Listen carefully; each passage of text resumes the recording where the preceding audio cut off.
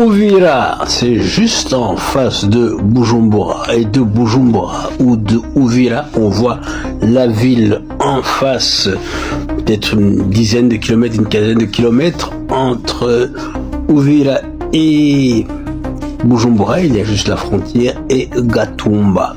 Alors, la guerre au Congo a un intérêt particulier pour les Burundais parce que le président Évariste Ndayishimiye a envoyé beaucoup de troupes au Kivu, dans les deux Kivu. Alors j'écoutais des frères burundais expliquer donc ce qui se passait. Leur point de vue est très intéressant.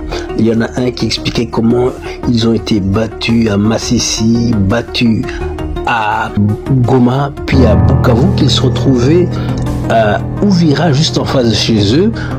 Et ils se demandaient ce qui se passerait si la ville de Uvira était prise par le M23 AFC et que les FARDC, Wazalendo, FDLR, aussi les troupes burundaises, le FDNB, que tous ces gens avec leurs armes et bagages, surtout leurs armes, se retrouvaient au Burundi, à Bujumbura. Qu'est-ce que ça donnerait?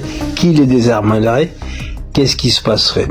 Alors d'autres disaient qu'en fait Uvira aurait été plus facile à prendre que Goma, où se trouvaient les Sami DRC, les forces d'Afrique australe, et la MONUSCO, ainsi que les forces burundaises, le FARDC, les FDLR, mais que prendre la ville poserait peut-être un problème une fois qu'elle était prise et que tous les militaires, toute cette coalition se trouvaient au Burundi. Donc, il serait compliqué pour les M23 et les AFC d'aller par exemple au Maniema et plus loin, tout en sachant qu'il y avait des milliers de soldats de cette coalition qui pourraient les attaquer dans leurs arrières. Mais ça, ce sont des spéculations de ces Burundais qui expliquent en fait pourquoi Uvira n'est pas prise.